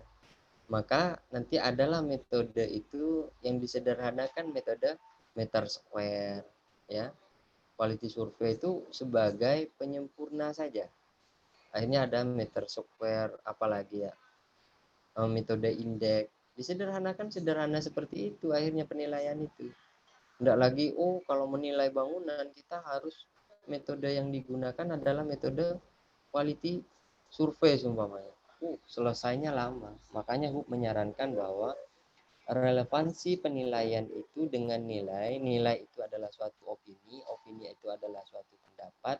Maka ikutilah bagaimana marketnya berbicara. Jangan mengikuti bagaimana perilaku khusus atas bangunan tersebut, ya.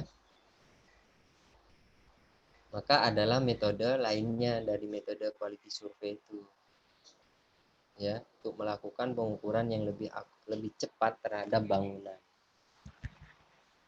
Itu kalau nggak salah metode itu sudah lahir sejak tahunnya 1930-an lah ya, 35 berapa ya, kalau bukunya 35-an dia. Lahirlah yang kita nikmati sekarang, metode-metode dalam perhitungan bangunan. Jadi di dalam melakukan analisis bangunan ini kita harus mengetahui elemen dari deskripsi bangunan, format deskripsi bangunan, deskripsi interior, eksterior, ya, sistem peralatan mekanikalnya, survei kuantitasnya, kondisi itu ya.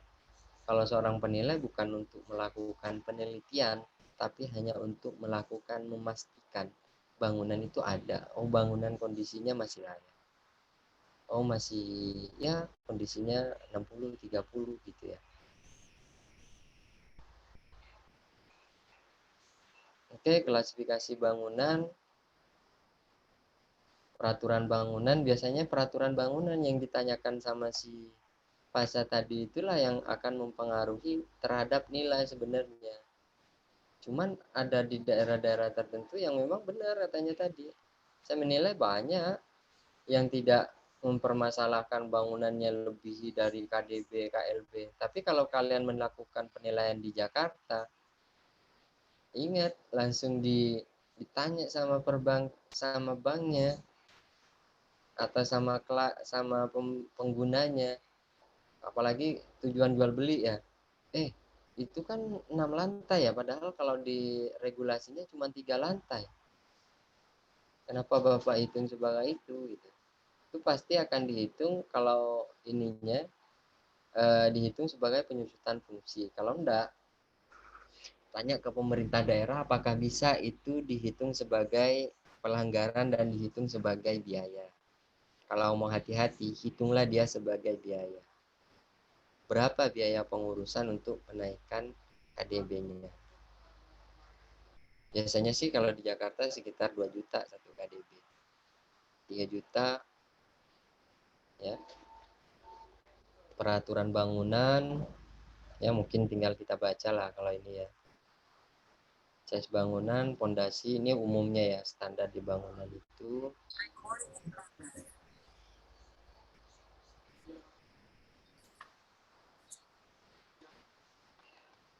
Interiornya, pintu ruang, pendukung interior ya.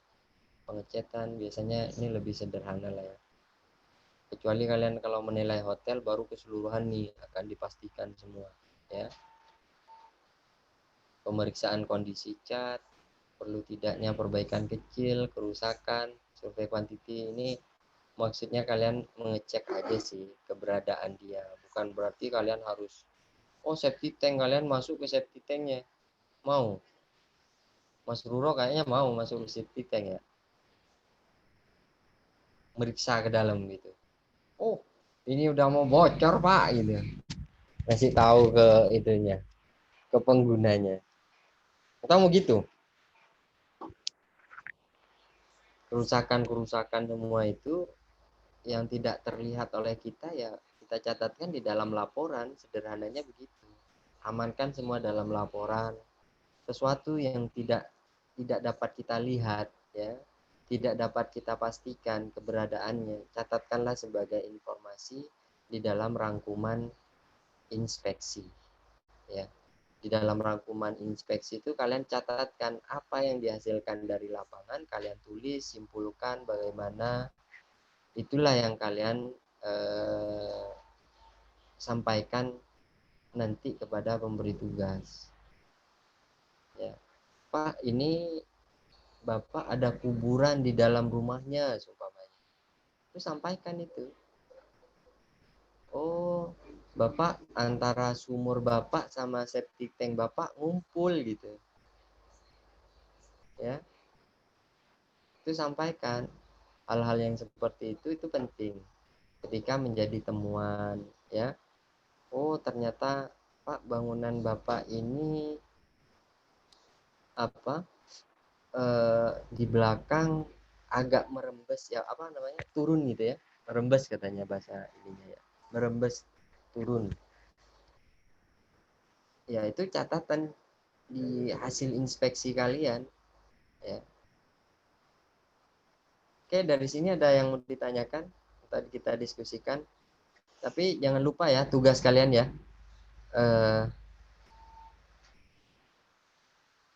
Minggu ke-11 itu kalian sudah presentasi. Berarti kalian sudah menentukan pilihan. Mungkin di hari besok itu kalian koordinasi lah ya sama kelas sebelah. Apa saja objeknya, apa kendala kalian, coba dicatatkan ya. Pak, saya belum dapat objek penilaian gitu.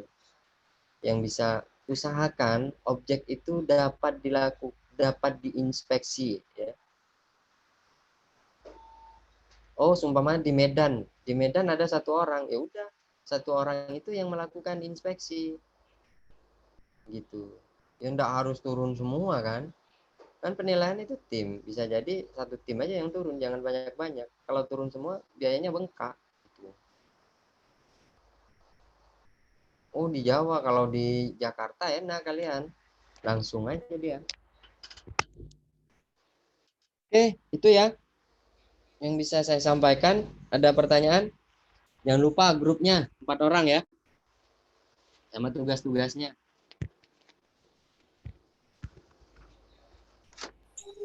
Izin bertanya lagi, Pak. Ya. Ini terkait tugas menilai ini, Pak. Kelompok kami dapatnya land development. Nah, land development itu yang dibangunnya ada kriteria khusus nggak, Pak? Apakah tanah itu harus dibangun perumahan atau hanya coupling aja gitu?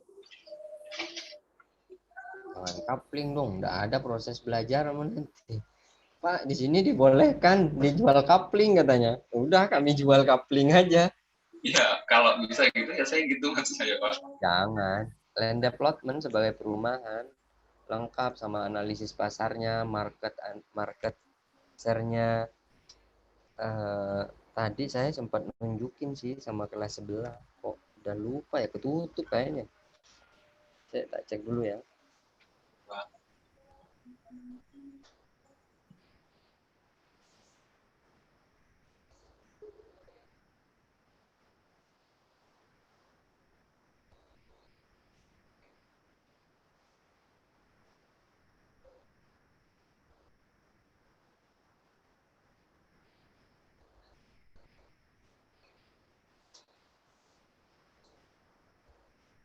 Ini salah satu tugas kalian itu land development itu meriset, melakukan analisis pasar perumahan. Kita harus melakukan penelitian terhadap, bukan penelitian, survei ya, memastikan tahun berapa dia dikembangkan untuk perumahan tersebut yang akan menjadi pembanding. Pastikan dia tanahnya real ya, tanahnya di atas 3 hektar ya. Nama perumahannya apa, alamatnya di mana ya, kapan launching, siapa yang ditemui, marketingnya, luas tanah total berapa, total unit berapa, yang sudah terjual berapa, sisa berapa, developernya, tipenya ya, harganya berapa, harga tersebut sudah include PPN apa belum, diskonnya berapa ya, harga bangunan, harga tanahnya berapa, harga bangunannya berapa, itu diperoleh dari hasil olah nanti. Tujuannya ketemu apa, berapa harga jual tanahnya, berapa harga jual bangunannya, berapa yang sudah terjual, berapa yang tersisa ya, target pasarnya berapa, bagaimana, kapan, apakah langsung serah terima gitu atau bangun dulu, bayar dulu baru dibangunin, terserah. Tanyain perilaku umumnya di pasar begitu di sana. Penjualan per bulan berapa, itu yang penting ya, nanti kalian analisa.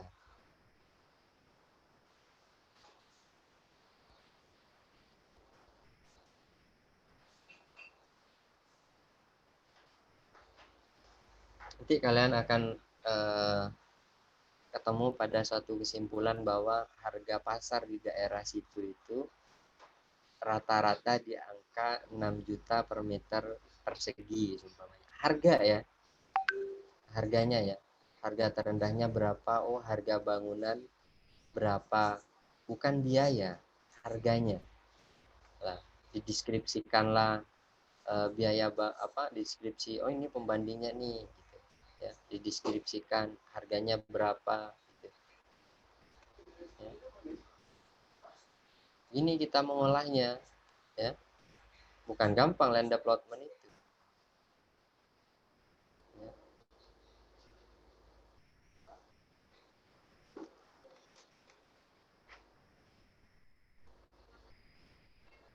Oke, ada pertanyaan lagi?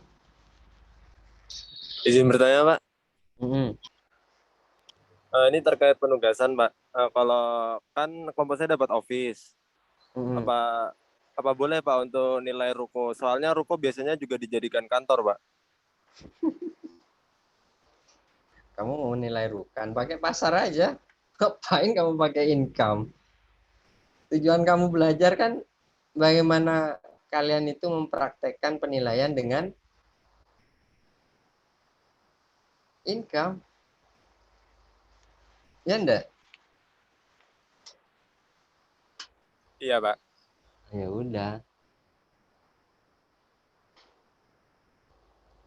Kalau kalau itu gimana cara melakukan penilaiannya kalau ruko itu?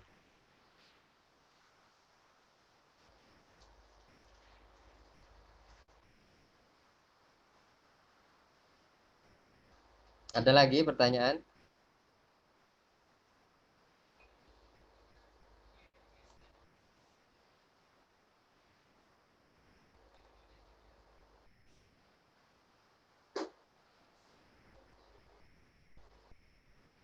Halo?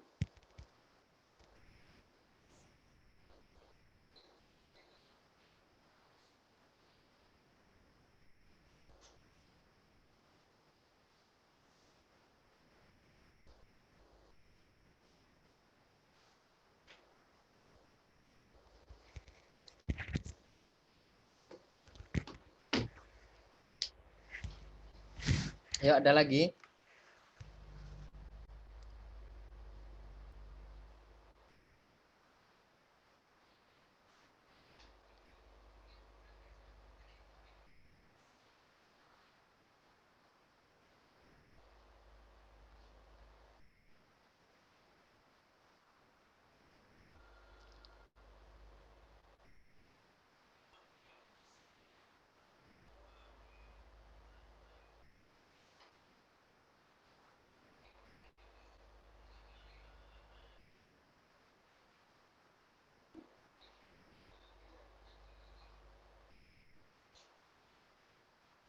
Halo?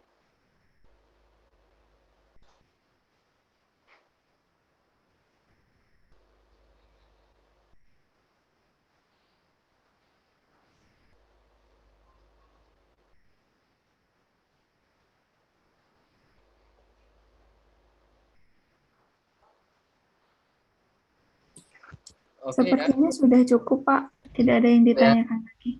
Oke, kalau begitu saya absen dulu deh kalau gitu. Apa nggak usah? Afifa, Hadir, Pak. Natasha, langsung aja ya. Kalau Hadir, yang Pak. lama nggak tak iniin deh, nggak tak hadirin deh. Aprilio, Hadir, Pak. Anissa, Hadir, Pak. Cynthia, Audia kelewatan, Pak. Ganggas, nggak ada. Hadir, Pak. Oh ada. Tadi nggak ada, saya panggil teriak kamu. Tadi di kamar mandi, Pak. Lagi BAB, makanya agak lama. Pantesan kamu. Tadi saya Mohon maaf, Pak. teriak-teriak dong. Iya, mohon maaf, Pak. Sampai kantor sebelah marah-marah di sini gara-gara gas. Maaf, Pak. Gasali, Guru, Hadir, Pak. Aninditya, Hadir, Pak. Helmi, Hadir, Pak. Seruro, Hadir, Pak. Maulana, Hadir, Pak. Muh Isran, Hadir, Pak.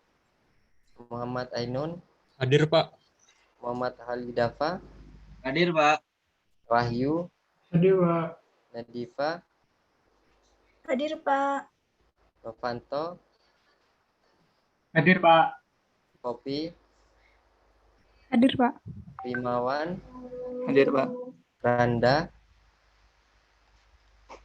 Salsabila, Hadir, Pak.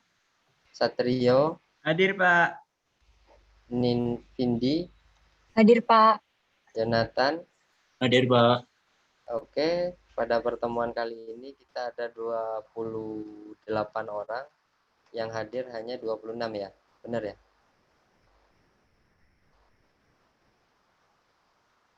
Harusnya 27 ini yang hadir.